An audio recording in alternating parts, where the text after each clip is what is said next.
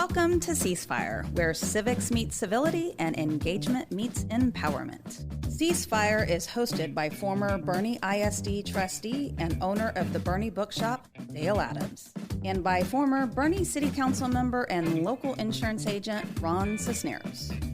Ready, aim, ceasefire. Good morning, Kendall County. This is Ceasefire, brought to you by the Bernie Bookshop. My name is Dale Adams. And I'm Ron Cisneros. And today, show, we have a guest, Susan Burkholder with Ransomed Life. Thank you, Susan, for coming to visit with us. Of course. Thanks for having me with you guys. Well, Susan, glad to have you here today, and would like to start by talking a little bit about you. I know you through Rotary, different clubs, but that's okay. You picked the wrong one, but that's all right. You're fellow Rotarian, and I know that you've had about 30 years of experience in the healthcare industry. Probably the last decade of your life has been dedicated to the topic of human trafficking. So give us a little bit of background about yourself. Sure, happy to do that. Yeah, so 30 years in a variety of different roles in the healthcare community, from the pharmaceutical industry to biotech to home healthcare, mainly sales, marketing, and executive management. I retired. And about in 2012, I began hearing about this issue of human trafficking, and I didn't really understand what that meant. And the more I learned about it, the more it broke my heart. And I just kept being pulled toward it. I would read an article, which would lead me to another article, which would lead me down a rabbit hole, learning about this topic. And I was trying to understand how I was supposed to be doing something about that. I felt it was something that I was being led to do something about, led to get involved in. And I remember whining on social media that I was trying to find a place to volunteer to combat human trafficking or to fight against that. And a friend of mine suggested I speak to someone in Bexar County Juvenile Justice. I'm like, wait, what in the world does the juvenile justice system have to do with people enslaved in Florida to harvest tomatoes? I don't understand. But I talked to her husband, who was with Bexar County Juvenile Justice, a gentleman named Scott Poole, and he suggested that I get in contact with the founder of an organization called Ransomed Life. And Scott Poole also suggested that I begin attending Alamo Area Coalition Against Trafficking meetings, or ACAT. So I attended the next ACAT meeting a few weeks later in downtown San Antonio, and I met with one of the founders of Ransomed Life, a lady named Kim, and we talked about what Ransomed Life does, which is working with survivors of child sex trafficking in our areas. And I didn't feel like walking alongside those young people would be beneficial for them, because it would just hurt my heart too much and I wouldn't be productive in helping them. But in talking with Kim, we decided that my role would be community engagement or prevention education. So in 2015, I did my first presentation discussing the topic of child sex trafficking, and I've been doing that ever since. Wow, okay.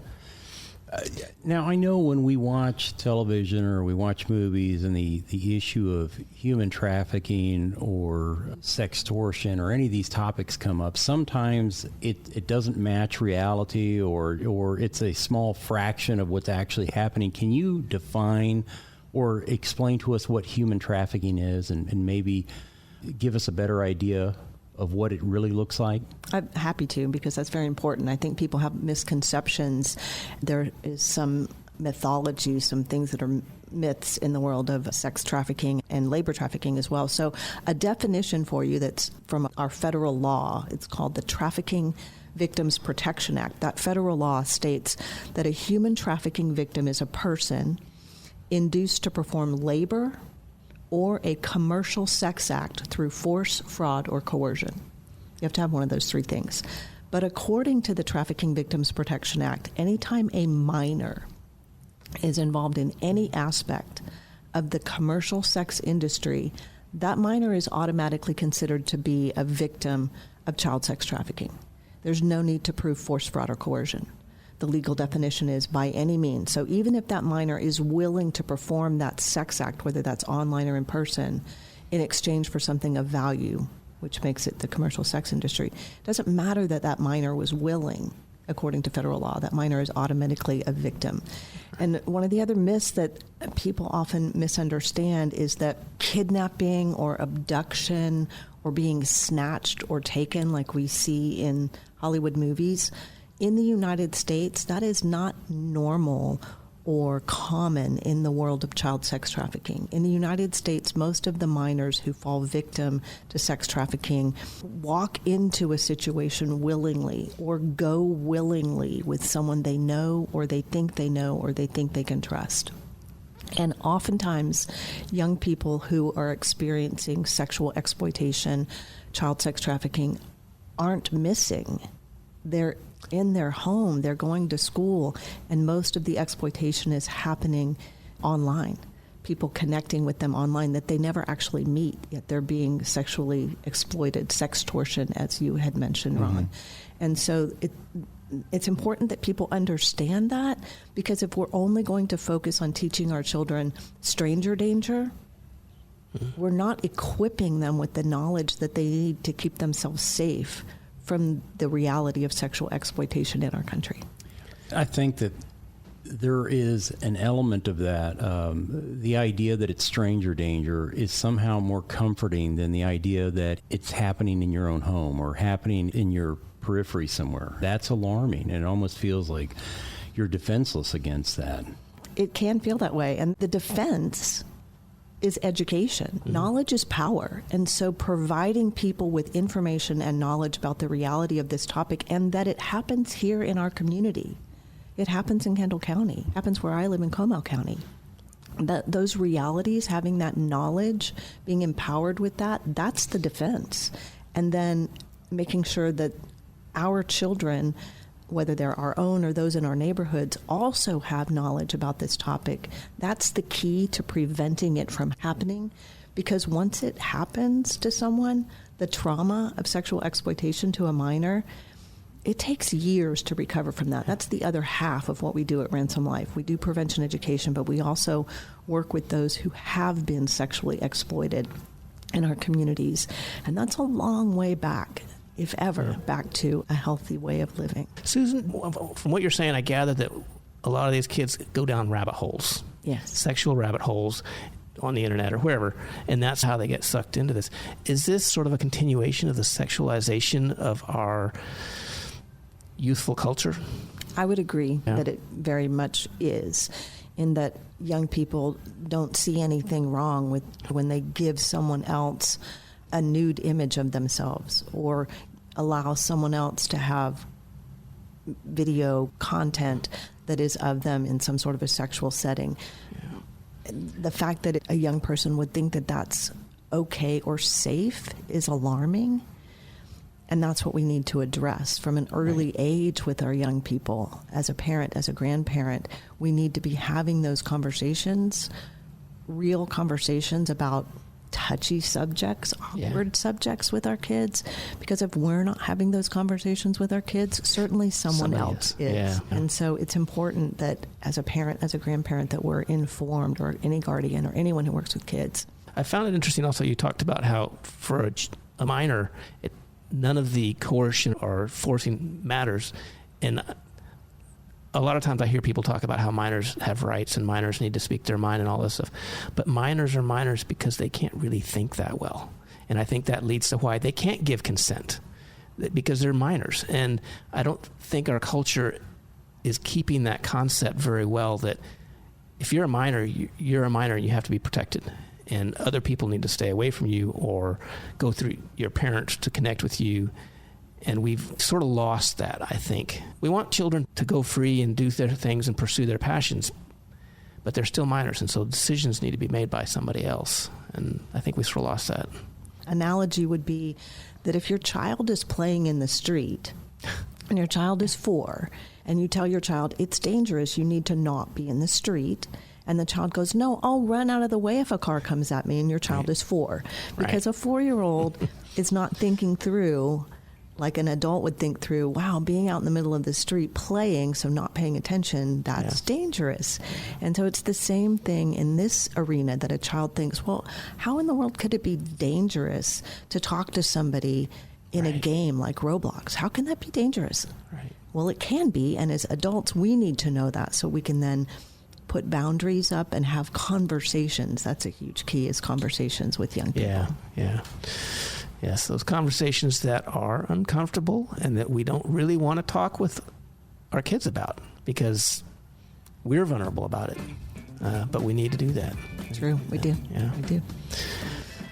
Okay, I think we're going to take a quick break. This is Ceasefire with Dale and Ron. We'll be back in just a moment with Susan Burkholder.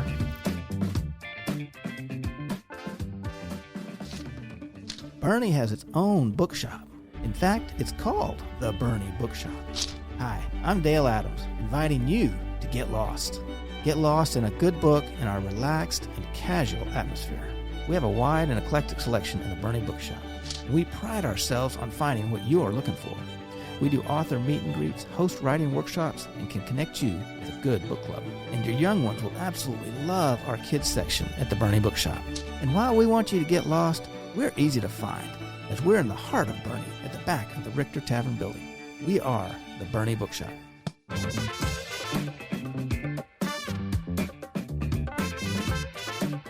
Welcome back. This is Ceasefire with Dale and Ron. We're talking to Susan Burkholder from Ransomed Life. Susan, I want to go back to Ransomed Life for a second and tell us a little bit about the organization, how it started, what your role is with Ransomed Life. I'm happy to do that. I'm a little passionate about Ransomed Life. So I became a volunteer with Ransomed Life in 2015. I have almost always been a volunteer with Ransomed Life for those 10 years. For a brief period of time, I was on staff just to help us through. It was during COVID time, so I was on staff briefly, and then I went back to being a volunteer. My title is Lead Prevention Education Trainer. That's the title that I currently have. So Ransomed Life has a team of people, most of us are volunteers, who are trained to go out into the community and talk about this issue, to provide, as we've been talking about, education for youth. We have a training program for 3rd through 5th graders called Mousetraps. It's one of my favorite presentations. We have a training for middle and high school students called Lures and Lies, teaching young people about the lures that are used, the lies that are used to pull them into this trap.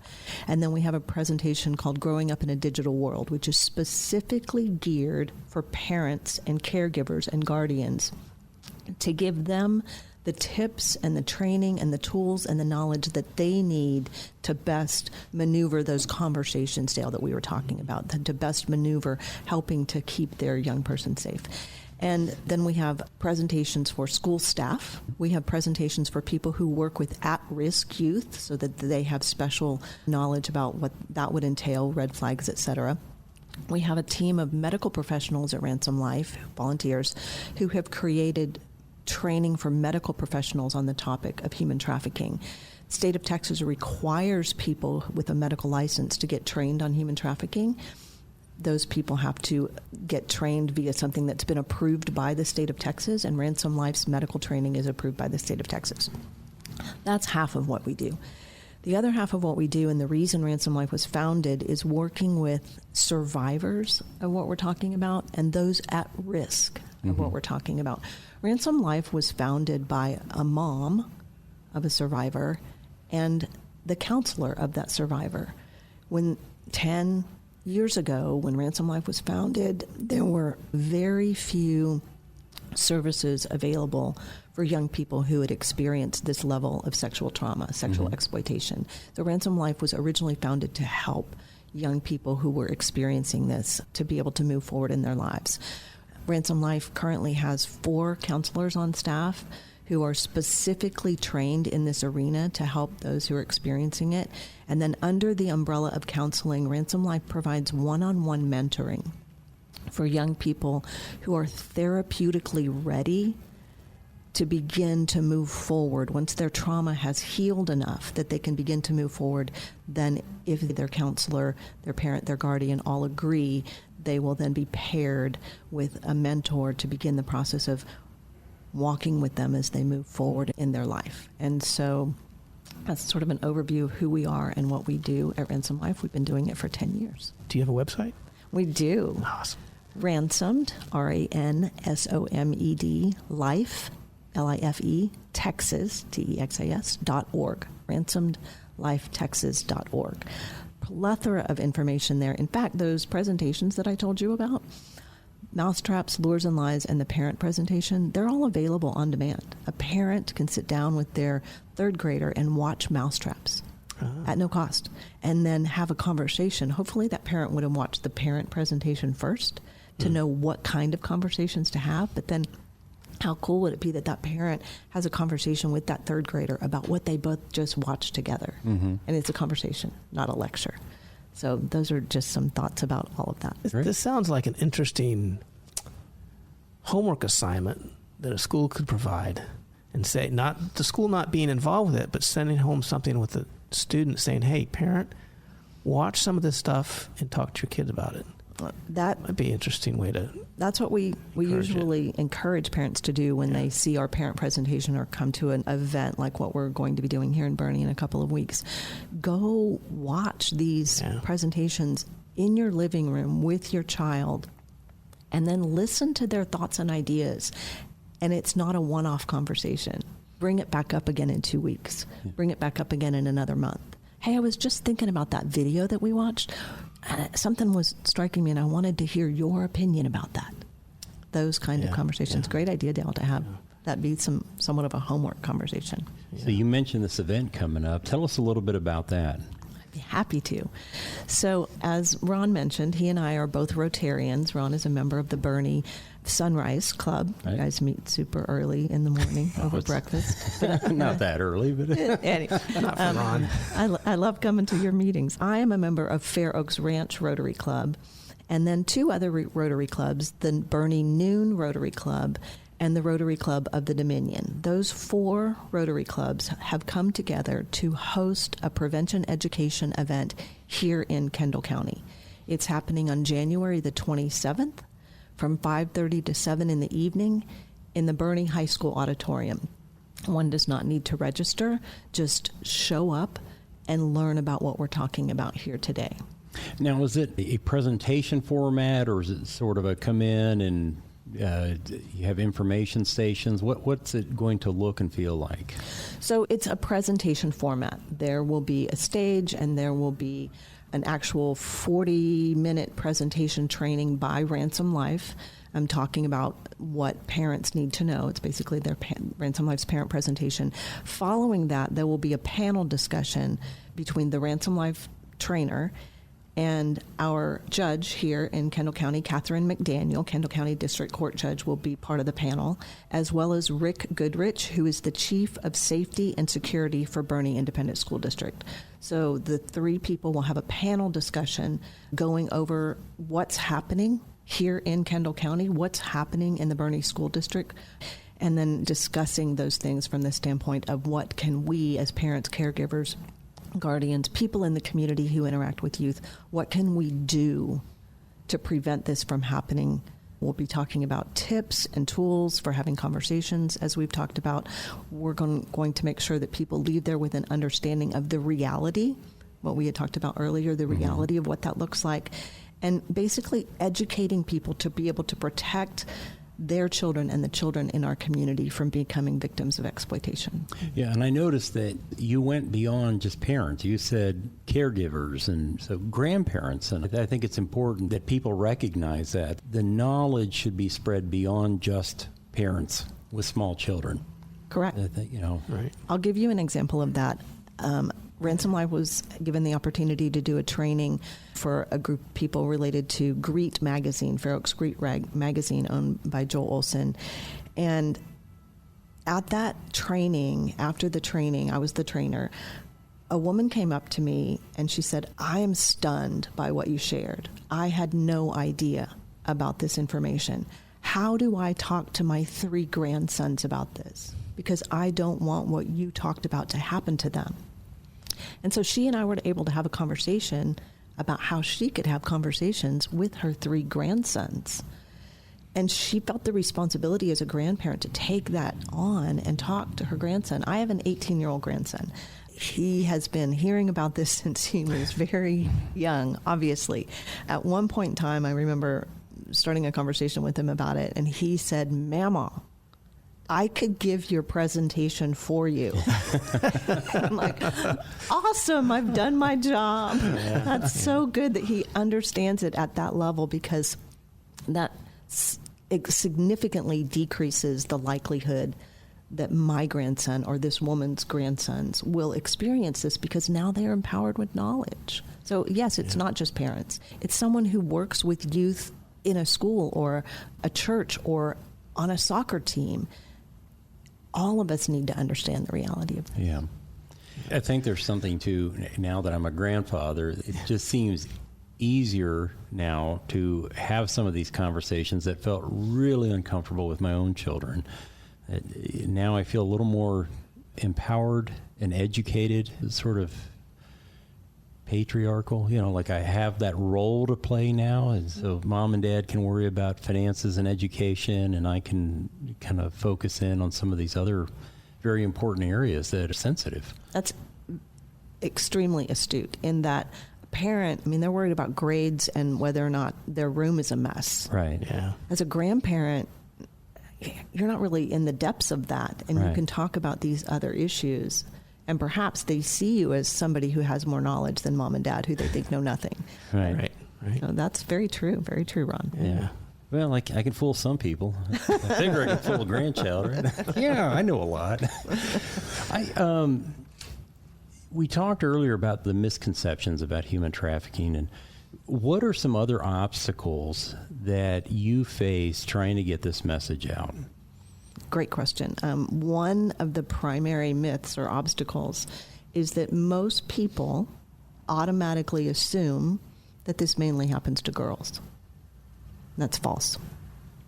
At Ransomed Life, we have the privilege of working with members of a task force that works on child sexual exploitation. It's made up of FBI agents, San Antonio Police Department, Bexar County Sheriff's Office, multiple other law enforcement professionals, and multiple other agencies. One of the primary investigators on that task force will tell you that of the cases that sexual exploitation task force works, 50% of the victims are boys. Wow. Yeah, I wouldn't have thought that. I wouldn't have thought that at all. Not 2%, not 12%. Wow. Half of their victims are boys. And he will tell you that in those cases involving boys, the crimes are more heinous. And that breaks my heart because I have grandsons. And so I think it's important that people understand that we need to be as diligent in how we look at this from the standpoint of our boys as we do from our daughters and granddaughters. Wow. I got a question about that. That's really surprising. I don't know if you know where that comes from, but it makes me wonder, are these young boys that are vulnerable because they're in single-parent families that are seeking a father figure online or something like that? No? So I'm shaking my head to Dale's question. So no. And one of the current realities, the fastest growing form of sexual exploitation of children is called sextortion. Mm-hmm. And the fastest growing portion of sextortion is financial sextortion. The people committing that crime are not after sexual content or a sexual encounter. They're after money. And their primary target is young men in affluent two-family homes who have a lot to lose. Right. The child from that single-family home who's grown up in a very difficult situation, their upbringing and their background might make them such that they would say, I don't care if you share a nude picture of me. Who cares? Right. Because their situation, they're vulnerable for other reasons. Right. But that young person, and I'll give you a specific name and a specific story that you can go and research. A young man by the name of Walker Montgomery, football player, small town, much like Bernie, active in his community, active in his school, great kid, great family, went to his room one night with his phone on social media. Someone began communicating with him saying that they had mutual friends and that they should get to know one another because people said that they would be a great couple. At one point in time, sexual content was exchanged between Walker and this person, and the demand for money was instantaneous. And then the berating when he tried to argue about not having the money or he wasn't going to send the money. And that went on for a significant amount of time back and forth between the predator and this young man to the point that he took his life.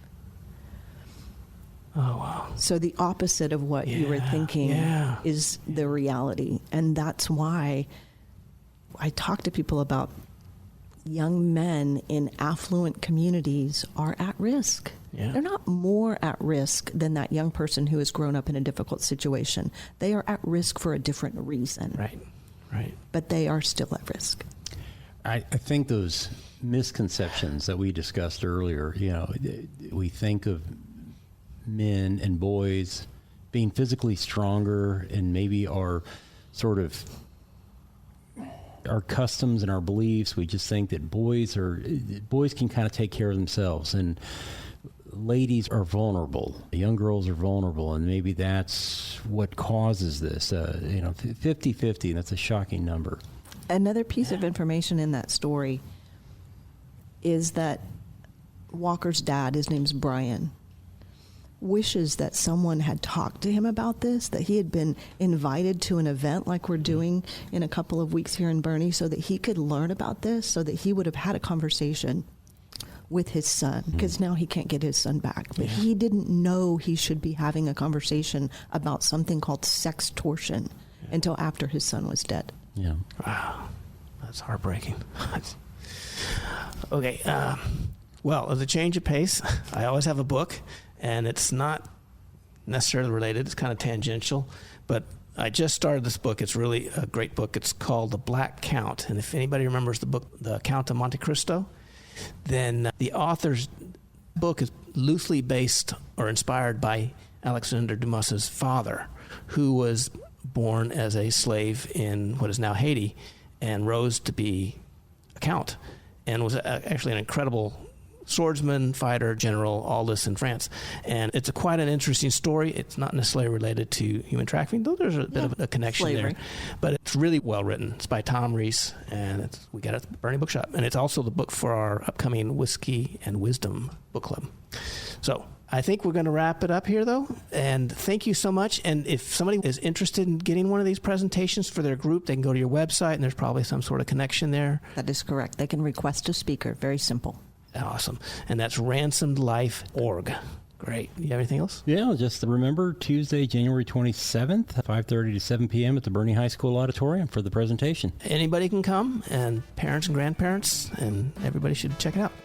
Thank you for listening. This is Ceasefire, and if you missed any of it, you can always go to BoerneRadio.com and check out our podcast of this episode and any other episodes, and we'll see you next week.